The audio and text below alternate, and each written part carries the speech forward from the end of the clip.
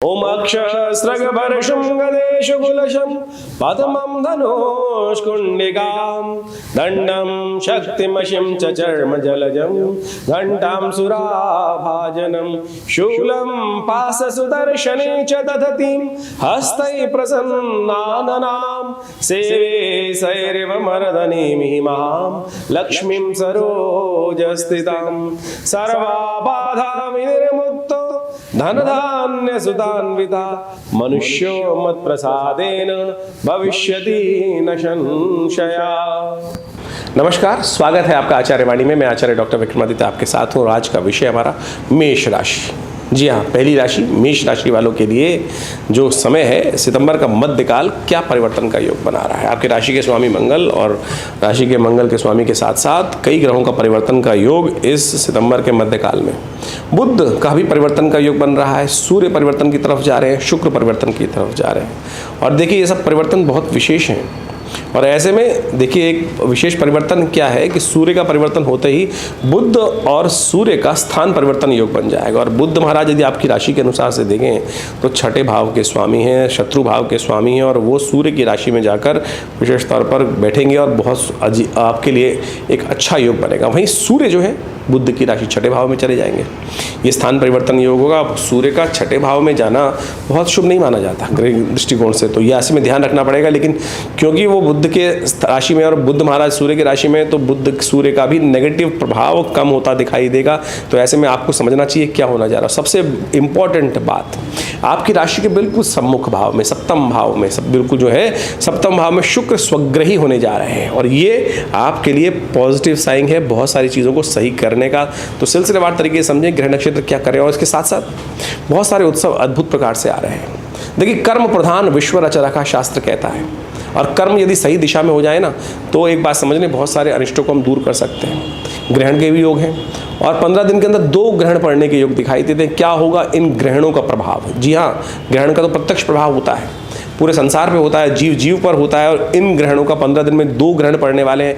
1 सितंबर के मध्यकाल में पड़ेगा और फिर 1 अक्टूबर में भी पड़ेगा। जहाँ जहाँ ग्रहण पड़ते हैं वहाँ पे कुछ कष्ट होने के योग बनते हैं। तो क्या कुछ प्रभाव होगा वो भी हम सब बताएंगे आपको। श्राद्ध भी आरंभ होने जा रहे हैं, तो इन सब का प्रभाव किस प्रकार से कब होना चाहिए, कैसे होना चाहिए, कौन से उपाय आपको करने चाहिए अपने कष्टों को दूर करने के लिए, वो सब बातें हम करते हैं। 18 तारीख का दिन बड़ा विशेष है क्योंकि इस दिन पूर्णिमा उदय तिथि के रूप में विद्यमान है। चंद्र ग्रहण भी हो रहा है, लेकिन प्रतिपदा क्षय हो गई है।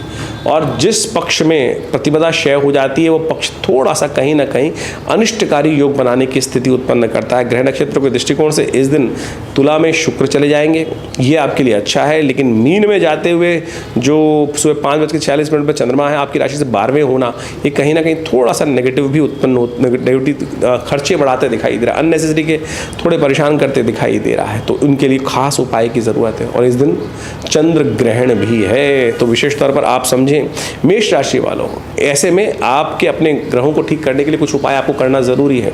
चावल का दान करना आपके लिए अच्छा रहेगा, कोशिश करें। जिनकी भी मेष राशि है और ग्रहण काल में उन पर छाया पड़ रही है ग्रहण की, तो वो आपको विशेष तौर पर समझना चाहिए। ग्रहण कहाँ पड़ रहा है ये भी आप जान लीजिए, किस प्रकार से ग्रहण का प्रभाव रहेगा और उसको भी समझना चाहिए आप। ये चंद्र ग्रहण जो है विशेष तौर पर हमें समझना चाहिए, मीन राशि में पड़ने वाला चंद्र ग्रहण है। और ऐसे में ग्रह नक्षत्रों के दृष्टिकोण से इसका प्रभाव भी बड़ा विचित्र होगा।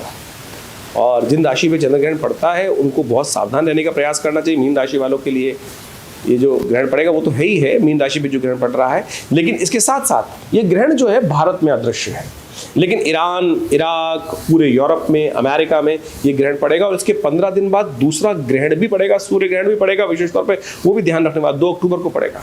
तो ये दोनों के दो जो ग्रहण पड़ रहे हैं विशेष तौर पे दिखाते हैं कि किसी ना किसी राज्य में कोई बहुत विशेष तौर पे घटना घट सकती है। और आप देख ही रहे हैं इस वक्त विशेष तौर पर ईरान, इराक, पूरा मिडिल ईस्ट के अंदर जो हाल चल रहा है वो बड़ा भयावह है।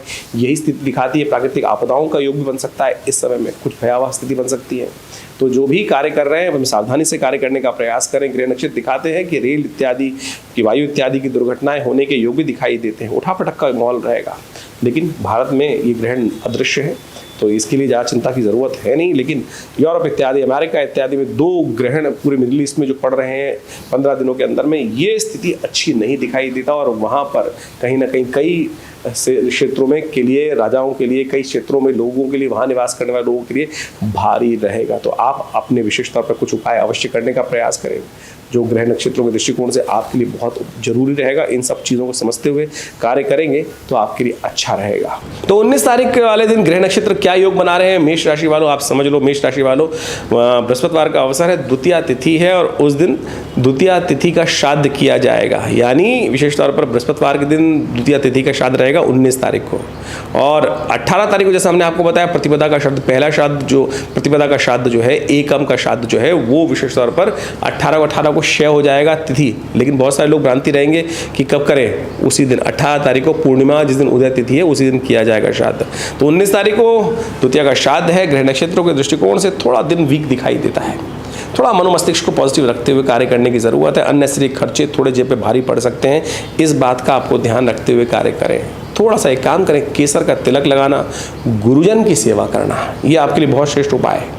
ये करके आप केसर का तिलक धारण करके भगवान विष्णु की उपासना करके अपने दिन को शुभ कर सकते हैं। ये ऐसे योग बनते दिखाई दे रहे हैं, इसका लाभ लेते हुए कार्य करें। 20 तारीख की हम बात करें, शुक्रवार का अवसर, तृतीया तिथि है और इस दिन तृतीया का श्राद्ध रहेगा। मेष राशि में चंद्रमा प्रवेश कर जाएंगे सुबह 5:14 पर। यह आपके लिए बहुत सुंदर योग बन रहा है और ऐसे में बहुत सारे कार्यों में नई शक्ति के साथ आपके लिए कार्य आगे बढ़ने के योग अच्छे प्रशस्त होते दिखाई दे रहे हैं। देखिए, बृहस्पति महाराज आपकी राशि से अगले भाव में बैठे हैं और चंद्रमा बहुत जल्दी उनके साथ युक्त होने जा रहे हैं। तो ऐसे में विशेष तौर पर ध्यान रखते हुए थोड़ा सा और शक्ति लगाने का प्रयास करें। 2-3 दिन बाद पॉजिटिव रिजल्ट्स आपको आपके कामों में मिलने के अच्छे योग बनते दिखाई देंगे। तृतीया का श्राद्ध रहेगा, जिनका तृतीय तारीख को अपने पितरों का गमन हुआ है, उस दिन तृतीया के निमित्त, क्योंकि मध्याह्न में ही है और तृतीया शुद्ध रूप से उपस्थित है और पूरी सूर्योदय के आसपास से लेकर अगले दिन मध्याह्न रात्रि तक रहेगी, तो मध्याह्न के समय में तृतीया का श्राद्ध आप कर सकते हैं। तो इन दिनों महालक्ष्मी के जो व्रत चल रहे हैं वो अपने आप में बड़े अद्भुत हैं। कहा जाता है कि इन महालक्ष्मी के व्रतों में जो भगवती महालक्ष्मी की आराधना कर लेता है, लेकिन एक बात समझें, केवल व्रत नहीं है, विधान है पूरा। श्री सूक्त के अंदर भगवती को, महालक्ष्मी को प्रसन्न करने के लिए, जिसको महालक्ष्मी उपनिषद के अंतर्गत भगवती की आराधना करने का ऋग्वेद के अंदर बताया गया है, वह 16 मंत्र 16 विधियां उपस्थित की गई है बड़ी श्रद्धा के साथ। यदि इन 16 दिनों में आप भगवती महालक्ष्मी की आराधना, जिसके बारे में हमने आपको बताया कि जो महालक्ष्मी के व्रत आरंभ होते हैं, आमतौर पर बाह्य कृत्य तो बहुत सारे कर लेते हैं, व्रत कर लेंगे और पता नहीं 16 जो गांठों वाली माला भी धारण कर लेंगे, लेकिन जो वास्तविक विधि है मंत्र जप और यज्ञ भगवती की प्रसन्नता के लिए, वो नहीं हो पाता है। और हम सत्य माने आपको हम बताएं कि अद्भुत है महालक्ष्मी की जो व्रत है। कहा जाता है कि महालक्ष्मी के व्रत इन 16 दिनों में जो करते हैं और श्री सूक्त का पाठ नित्य प्रति करते हैं, भगवती महालक्ष्मी उन पर अद्भुत कृपा करती हैं, प्रसन्न करती हैं। शास्त्र में कथा आई है, आपने भगवान विष्णु की मूर्ति देखी होगी। भगवान विष्णु की मूर्ति, जितनी भी मूर्ति देखी जाती हैं, उनके अंदर उनके हृदय पर एक भृगु पद चिन्ह उपस्थित होता है, यानी महाराज भृगु का पैर का चिन्ह भगवान विष्णु की छाती पर उपस्थित होता है। कहा जाता है कि भगवान विष्णु एक बार शेष विश्राम कर रहे थे, शेषशैया पर विश्राम करते हुए महाराज भृगु वहाँ पहुँचे और भृगु महाराज की इच्छा थी भगवान के दर्शन करें। भक्त की इच्छा यदि भगवान के प्रति दर्शन करने की हो और भगवान के दर्शन ऐसे कैसे हो सकता है उनको ना हो, तो कहा जाता है महाराज भृगु पहुँचे जब क्षीर सागर के अंदर, तो भगवान विष्णु शेषशैया पर विश्राम कर रहे थे। जब भृगु के पहुँचने पर भगवान उठे नहीं तो भृगु बड़े रुष्ट हुए, बोले महाराज लगा कि भक्त आया और भगवान विश्राम कर रहे हैं। भगवान योग निद्रा में थे और कहा जाता है कि योग निद्रा वो चीज़ है कि जिससे निकलने के लिए भगवती स्वयं प्रेरणा देती हैं भगवान को उनके नेत्रों में जाकर, तो उससे बाहर लाने के लिए भगवती की प्रेरणा उस वक्त थी नहीं। तो कहा जाता है भृगु ने, महाराज ने भगवान के हृदय पर आघात किया, पैर उनमें रखा छाती पर। भगवान तत्काल उठे और महाराज आप मेरी दृष्टता क्षमा करें। महाराज भृगु आए और भक्त आया और भगवान सोते रहे, तो भगवान ने तत्काल महाराज भृगु को प्रसन्न किया और कहा महाराज मेरे लायक जो आज्ञा हो बताएं आप। तो भगवान भृगु महाराज के साथ जो भी वार्तालाप भगवान की हुई, लेकिन भगवती वहीं भगवान के पास विराजमान थी। उन्होंने महाराज भृगु से कहा कि महाराज भृगु आपने भगवान का अपमान किया और तो मैं आपको श्राप देती हूँ कि आज के बाद मैं ब्राह्मणों के पास नहीं जाऊँगी, आपके पास नहीं जाऊँगी, आपके पास ऊपर हमारी कृपा नहीं होगी। तो महाराज भृगु ने भगवती के समक्ष बड़े अनुग्रह विनिग्रह साथ प्रार्थना की कि माँ भगवती ये तो मेरा और भगवान विष्णु का प्रेम था कि जिसको इस लीला के रूप में यहाँ उपस्थित किया गया, लेकिन आपने जो शाप दिया मैं उसको स्वीकार करता हूँ, लेकिन मैं ऐसे मंत्रों का सृजन करता हूँ कि जो इन मंत्रों का जप करेगा, ब्राह्मण क्या कोई भी वर्ण का व्यक्ति उसको जप करेगा, आपको उनके पास जाने के लिए बाध्य होना पड़ेगा। ये 16 जो दिन है उपासना करने के, उन्हीं मंत्रों की उपासना करने का दिन है। वो इस प्रकार से मंत्र हैं, ओम हिरण्यवर्णाम हरणिम सुवर्ण रजस्रजाम चंद्राम हिरण्मयीं लक्ष्मीं जातवेदो माव ताम माव जातवेदो लक्ष्मी मनपगामिनीं यस्याम हिरण्यम विंदेयम गामेश्वरम पुरुषानम। ये 16 मंत्र हैं पूरी तरह से। यदि नित्यपति इनका इन 16 दिनों में जप किया जाए तो चमत्कार ऐसा हो नहीं सकता कि उपस्थित ना हो। हमने नित्यपति अपने विवेकानंद योगाश्रम में इन 16 दिवस में महायज्ञ महालक्ष्मी का रखा हुआ है। आप भी इसमें सम्मिलित होकर माँ भगवती कृपा प्राप्त करने के लिए, जो कहते हैं ना कि भगवती कृपा प्राप्त नहीं होती, विधि नहीं जानते हैं।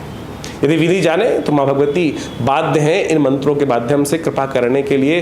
तो इसलिए यदि इन मंत्रों के उपस्थित होते हुए भी आज समाज कहे कि भगवान की कृपा प्राप्त होती नहीं है, हाँ बिल्कुल होती है, करने वाले नहीं होते हैं। हमने हज़ारों लोगों पर, हज़ारों लोगों के माध्यम से हज़ारों बार इस प्रयोग को करके देखा है। भगवती महालक्ष्मी की अद्भुत कृपा प्राप्त करने का रास्ता अद्भुत रूप से बनता है। तो बड़ी श्रद्धा के साथ इन महालक्ष्मी के व्रतों में भगवान भगवती की आराधना करने का आपको प्रयास करना चाहिए। इसके साथ साथ श्राद्ध भी आरंभ हो रहे हैं। इस अभी बहुत श्राद्ध भी अद्भुत चीज़ है। हमारे जीवन में कर्मानुसार हमें कई प्रकार के कर्म करने होते हैं, कई प्रकार के ऋण होते हैं, देव ऋण, पितृ ऋण, मनुष्य ऋण, कई प्रकार के व्यक्तियों को कार्य करना होता है उन सबको निवृत्ति करने के लिए। आमतौर पे लोग कह देते हैं पितृ दोष है आपकी कुंडली के अंदर। दोष नहीं होता, ऋण होता है। दोष नाम की चीज़, पितृ दोष जैसी कोई चीज़ शायद, पितृ आप रुष्ट हो सकते हैं पितरों से, पितृ आपसे रुष्ट कभी नहीं होंगे। हाँ, ऋण होता है जो आपने उतारा नहीं तो सिर पे चढ़ता जाता है, भार, कर्म का भार जो चढ़ता जाता है, दुष्कर्म का भार चढ़ता जाता है, वो आपको परेशान करता है, कष्ट करता है। किसी के माता पिता किसी से रुष्ट कैसे हो सकते हैं? वो तो संसार के विपरीत जाने पर भी हमारे माता पिता हमसे कभी रुष्ट नहीं होंगे, इस बात का हमको ध्यान रखना चाहिए। लेकिन ऋण आप नहीं उतारेंगे तो फिर वो आपको जो कहा जाता है चक्रवर्ती ब्याज के तौर पर परेशान करता रहेगा। इस बात का हमें समझना चाहिए। और निवृत्ति के लिए क्या रास्ता अपनाया जाए? अरे सबसे बढ़िया है श्राद्धों में अवश्य, बड़ी अजीब अजीब परिपाटियाँ हैं। लोगों ने ऐसा व्यवस्था बना दी है कि श्राद्धों के अंदर किसको श्राद्ध करना चाहिए, अरे किसको नहीं श्राद्ध करना चाहिए। अरे हर व्यक्ति को श्राद्ध करना चाहिए, क्या छोटा क्या बड़ा, क्या स्त्री क्या पुरुष। जी हाँ, आज तो बड़ी विचित्र व्यवस्था ही है, ऐसा बन गई है कि बड़े भाई साहब करेंगे, छोटे भाई करते ही नहीं हैं, या वो कर लेंगे हमने नहीं किया। स्त्री कहती है कि पुरुष कर लेंगे हमने नहीं किया। अरे शास्त्र, पिता माता जो पितृ थे वो सबके हैं, ये सबको करने का अधिकार है, सबको करना चाहिए नित्यपति। और उसमें कोई बहुत बड़ी परिपाटी नहीं है, हजारों रुपए खर्च होंगे कुछ नहीं। श्रद्धा का समर्पण है, श्रद्धा, श्राद्ध का मतलब ही श्रद्धा का समर्पण है। खाली श्राद्ध श्रद्धा से ही बना है ना, तो श्रद्धा का समर्पण है। आप केवल जल ही अर्पित कर देंगे तो उसी से पितरों की तर्पित हो जाती है। बस याद उनके निमित्त गायत्री जप करना, उनके निमित्त पितृ गायत्री का जप कर लेना, उनके निमित्त गायत्री मंत्र का पाठ कर लेना, उनके निमित्त जल चढ़ा देना, किसी गरीब व्यक्ति को भोजन करा दें, किसी गऊ का ग्रास निकाल दें, काक का ग्रास निकाल दें, चींटी के लिए ग्रास निकाल दें। और अमुक श्राद्ध तिथि में जिस दिन श्राद्ध आए तो अवश्य तर्पण कार्य अवश्य करने का प्रयास करना चाहिए। बहुत सीधा साधा तरीका है। आप सब इस बात को माने। शास्त्र में अनेक प्रकार से इन समस्त बातों को बहुत सुंदर तरीके से व्याख्या दी गई है, समझाया गया है। लेकिन कुछ तथाकथित लोग इसको प्रपंच के रूप में उपस्थित करते थे। हाँ, कुछ है भी स्थिति ऐसी कि आज समाज के अंदर कुछ प्रकार के ऐसा प्रपंच भी बन गया है कि जिसके अंदर उस पूर्ण संपूर्ण विधि को हटाकर कुछ ऐसी गलत बातें जोड़ दी गई हैं। अभी बहुत दिन पहले मैं किसी चैनल पर लाइव कार्यक्रम कर रहा था, उस व्यक्ति ने मुझे लाइव पूछा कि महाराज आप बताएं कि ये ज़रूरी है क्या इतने लोगों को भोजन कराया जाए, 100 लोगों को, 200 लोगों को, 400 लोगों, पूरे उनके यहाँ परिपाटी थी, गांव के गांव लोगों को भोजन कराने की व्यवस्था, 13वीं के भोजन पर इस प्रकार की व्यवस्था रहती है। शास्त्र में तो ऐसा कहीं नहीं कहा गया कि आप पूरे गाँव को भोजन कराएं। श्रद्धा के साथ अपनी सामर्थ्य को देखते हुए इस बात को, कर्म को करने का प्रयास करना चाहिए। परिपाटी गलत कहाँ से आरंभ हुई कि किसी बड़े व्यक्ति ने भोजन कराया और आप जाके वहाँ भोजन करके आए और उसके बाद आपने उस समाज में अपनी नाक प्रतिष्ठा रखने के लिए, अपनी नाक को बड़ा करने के लिए कि उससे बड़ा परिपाटी मुझे करनी है, तो पितृ तो नहीं, शास्त्र तो नहीं कहता। तो शास्त्र को गलत तरह से इंटरप्रिटेशन करके कुछ लोग तथाकथित तौर पर उपस्थित करते हैं। लेकिन श्राद्ध में जो शास्त्र में जो बात की गई है, जो श्राद्ध तर्पण इत्यादि करने के लिए, वो तो उसमें तो केवल तिल, चावल, जौ और जल इसकी अपेक्षा है और साथ में आपकी श्रद्धा की आवश्यकता है। तो इस बात को हम ध्यान रखते हुए करें। बहुत सीधी सादी विधि है, आप अवश्य करने का प्रयास करें। हमने कई बार अपने इस चैनल के माध्यम से आपको संपूर्ण विधि बताने का प्रयास किया है और उसको करेंगे तो इन श्राद्धों के दिनों में नित्यपति आप अवश्य, पता नहीं जिन जिन आपके पितृ हैं जिनको आपको याद है, उस दिन तो कम से जिस तिथि पर उनका गमन हुआ है उस तिथि पर अवश्य किसी ब्राह्मण को बुलाकर व्यवस्था हो सके तो भोजन करा दीजिए, कुछ किसी को गरीब व्यक्ति को भोजन करा दीजिए, 2 केले लेके दे दीजिए, गाय के लिए हल्का सा 2 फल ले जाकर खिला दीजिए, 2 गुड़ की ढेली खिला दीजिए, तर्पण कर दीजिए अपने पितरों के निमित्त। बस इतना ही बहुत, यदि कर सके गायत्री का जप कर दीजिए। तो ये संपूर्ण व्यवस्था है, हमारे आश्रम पर हमने व्यवस्था करी है।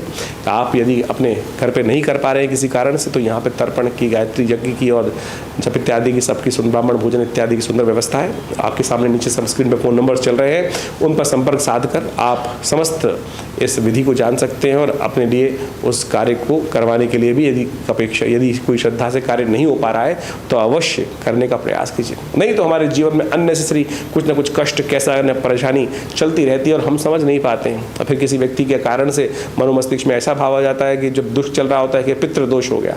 पितृ दोष नहीं, अब पुनः कहेंगे हम, पितृ ऋण हो जाता है। तो इसलिए श्राद्ध के समय पर इस सुंदर व्यवस्था को हम समझें, शास्त्र के अनुसार से जो बताया गया है उसको अवश्य करने का प्रयास करें।